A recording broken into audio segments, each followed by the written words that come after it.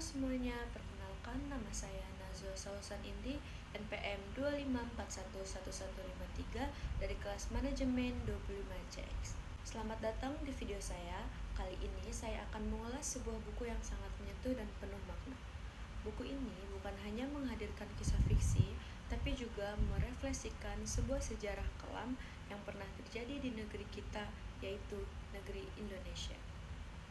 Judul bukunya adalah Laut Bercerita, ditulis oleh Laila S. Chudori. Buku ini saya temukan di perpustakaan universitas, dan begitu saya mulai membaca, saya langsung tenggelam dalam ceritanya. Saya percaya buku ini bukan sekedar hiburan, tapi juga sebuah bentuk edukasi dan perenungan bagi kita semua, terutama generasi muda yang seringkali tidak begitu akrab dengan sejarah yang pernah terjadi di Indonesia. Judul Laut Bercerita, penulis Laila S. Chudori, penerbit Kepustakaan Populer Gramedia, tahun terbit 2017, jumlah halaman 379 halaman, kategori novel fiksi sejarah, politik, dan hak asasi manusia. Laut Bercerita terbagi menjadi dua bagian besar. Bagian pertama ditulis dari sudut pandang Laut Biru Wibisana, seorang mahasiswa sastra Inggris Universitas Gadjah Mada, yang kemudian menjadi aktivis bawah tanah dalam gerakan reformasi tahun 1990. Laut bersama teman-temannya yang tergabung dalam organisasi Winatra melawan penindasan dan ketidakadilan rezim Orde Baru. Mereka melakukan diskusi intelektual, mencetak pamflet, menulis selembaran, bahkan ikut terlibat dalam aksi protes. Namun, perjuangan mereka mendapati ujian besar ketika aparat keamanan mulai memburu dan menculik para aktivis. Laut dan kawan-kawan disiksa, diinterogasi, dan beberapa dari mereka tidak pernah kembali. Bagian kedua buku ini dituturkan oleh Asmara Jati, adik perempuan Laut. Ia menggambarkan kesedihan, ketidakpastian, dan trauma yang dirasakan oleh keluarga korban penculikan politik. Asmara aktif mencari jejak keberadaan kakaknya, mengikuti kegiatan para keluarga korban yang terus memperjuangkan kejelasan nasib orang-orang yang mereka cintai. Melalui kedua sudut pandang ini, pembaca disuguhkan dua sisi kisah. Perjuangan dari balik gerakan, aktivisme, dan duka yang ditinggalkan akibat penghilangan paksa. Menurut saya pribadi, novel ini bukan hanya menyentuh, tapi juga membuka mata. Laila S. Chudori berhasil meramu fakta sejarah dan fiksi dengan begitu halus dan menyayat. Kita tidak hanya diajak mengenal laut sebagai tokoh utama, tetapi juga menyelami psikologis para aktivis muda yang sebenarnya manusia biasa. Mereka punya keluarga, impian, cinta, dan ketakutan. Salah satu kekuatan terbesar dari buku ini adalah pendalaman karakternya. Laut, tokoh utama, digambarkan dengan sangat realistis. Ia cerdas, pemberani, tapi juga rapuh dan manusiawi. Begitu pula dengan Asmara Jati, yang menjadi simbol dari keluarga korban yang tidak pernah mendapatkan keadilan.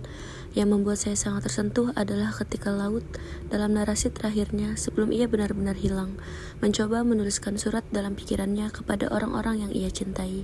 Kita, sebagai pembaca, tahu bahwa surat-surat itu tidak pernah terkirim, tapi kita bisa merasakan isi hati yang begitu dalam dari seorang anak muda yang tahu bahwa kematian mungkin menantinya kapan saja. Buku ini memiliki banyak kelebihan. Menurut saya, yang pertama, bahasa yang indah dan kuat. Laila menggunakan diksi yang puitis, namun tidak berlebihan. Setiap kalimat terasa seperti ditulis dengan hati-hati dan penuh makna.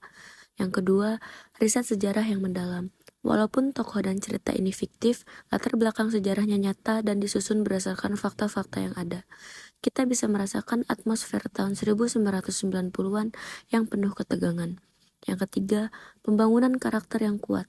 Tokoh-tokoh seperti Laut, Daniel, Alex, bahkan tokoh ibu dan adik Laut digambarkan secara mendalam.